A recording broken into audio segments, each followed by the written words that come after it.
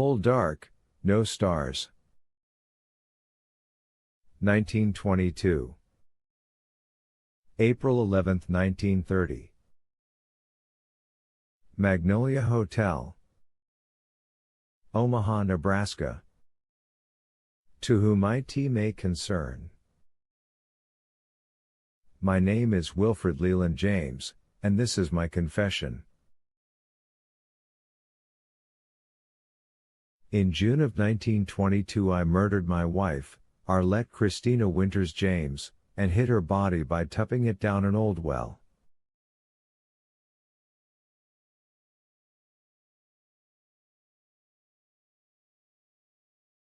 My son, Henry Freeman James, aided me in this crime, although at 14 he was not responsible. I cozened him into it, playing upon his fears and beating down his quite normal objections over a period of 2 months.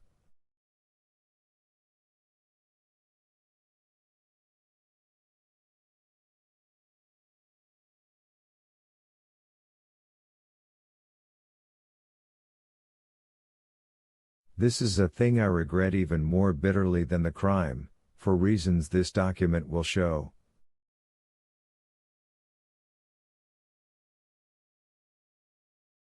The issue that led to my crime and damnation was 100 acres of good land in Hemingford Home, Nebraska.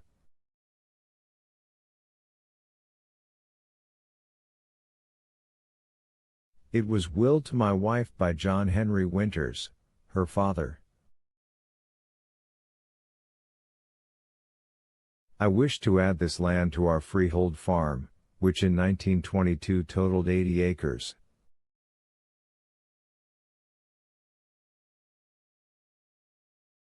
My wife, who never took to the farming life, or to being a farmer's wife, wished to sell it to the Farrington Company for cash money.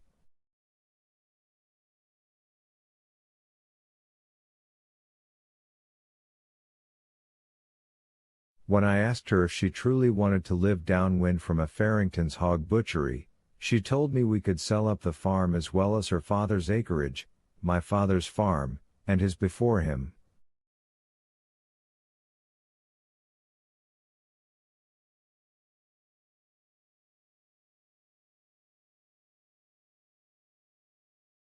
When I asked her what we might do with money and no land, she said we could move to Omaha, or even St. Louis, and open a shop.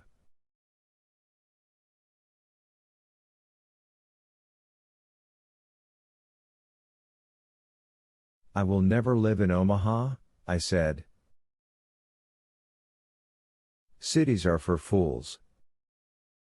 This is ironic, considering where I now live, but I will not live here for long. I know that as well as I know what is making the sounds I hear in the walls.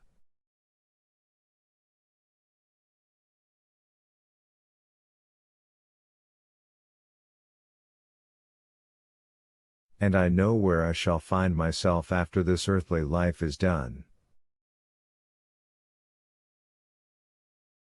I wonder if hell can be worse than the city of Omaha.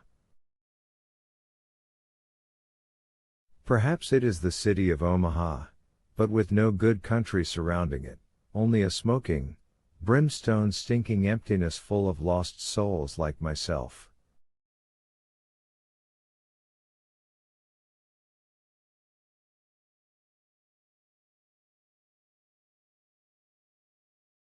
We argued bitterly over that 100 acres during the winter and spring of 1922.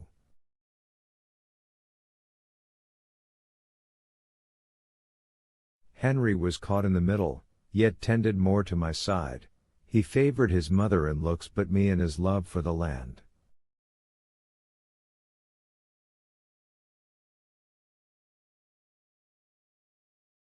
He was a biddable lad with none of his mother's arrogance. Again and again he told her that he had no desire to live in Omaha or any city, and would go only if she and I came to an agreement, which we never could.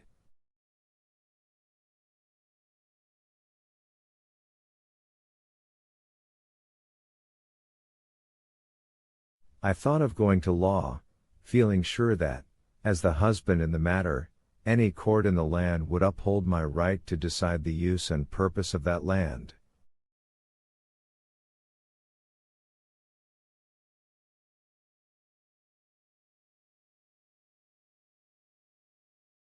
Yet something held me back. 'Twas not fear of the neighbors' chatter, I had no care for country gossip, 'twas something else.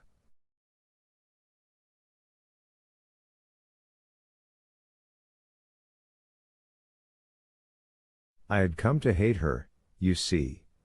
I had come to wish her dead, and that was what held me back.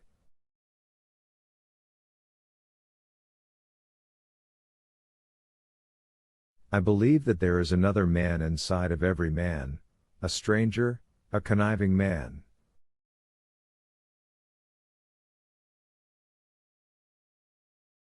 And I believe that by March of 1922, when the Hemmingford County skies were white and every field was a snow-scrimmed mudsuck, the conniving man inside Farmer Wilfred James had already passed judgment on my wife and decided her fate. 'Twas justice of the black-cap variety, too.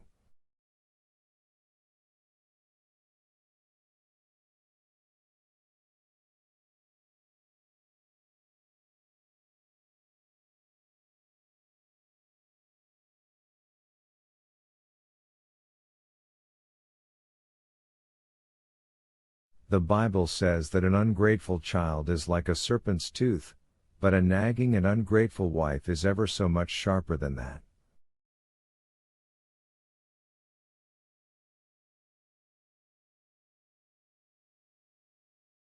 I am not a monster, I tried to save her from the conniving man. I told her that if we could not agree, she should go to her mother's in Lincoln, which is 60 miles west, a good distance for a separation which is not quite a divorce yet signifies a dissolving of the marital corporation.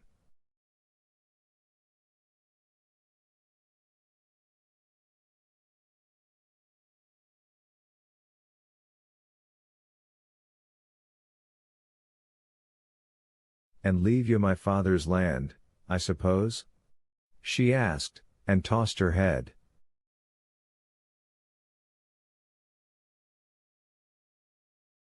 How I had come to hate that pert head toss, so like that of an ill-trained pony, and the little sniff which always accompanied it.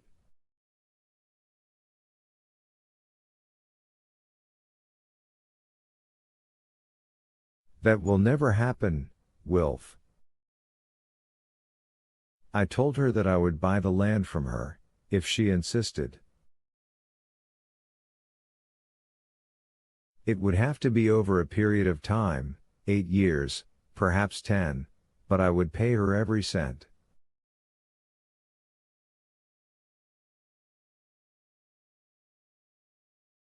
A little money coming in is worse than none, she replied, with another sniff and head toss.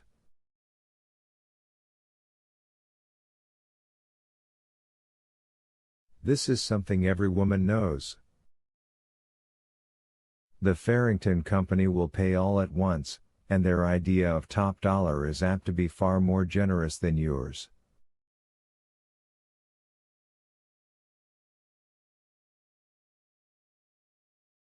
And I will never live in Lincoln. 'Tis not a city but only a village with more churches than houses.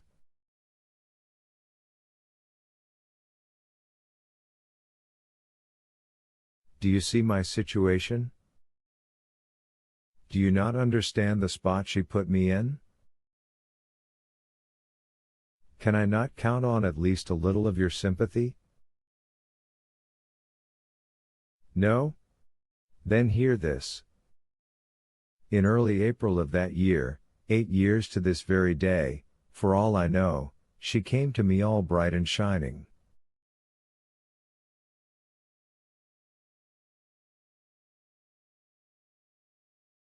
She had spent most of the day at the beauty salon in McCook, and her hair hung around her cheeks in fat curls that reminded me of the toilet rolls one finds in hotels and inns.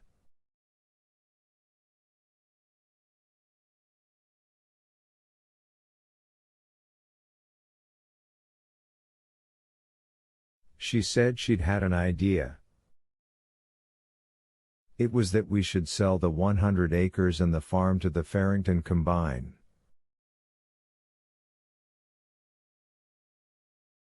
She believed they would buy it all just to get her father's piece, which was near the railway line, and she was probably right.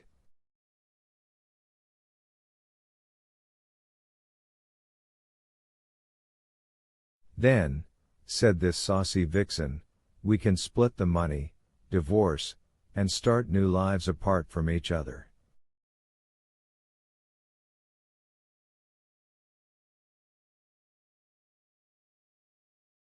We both know that's what you want. As if she didn't. Ah, I said, as if giving the idea serious consideration. And with which of us does the boy go?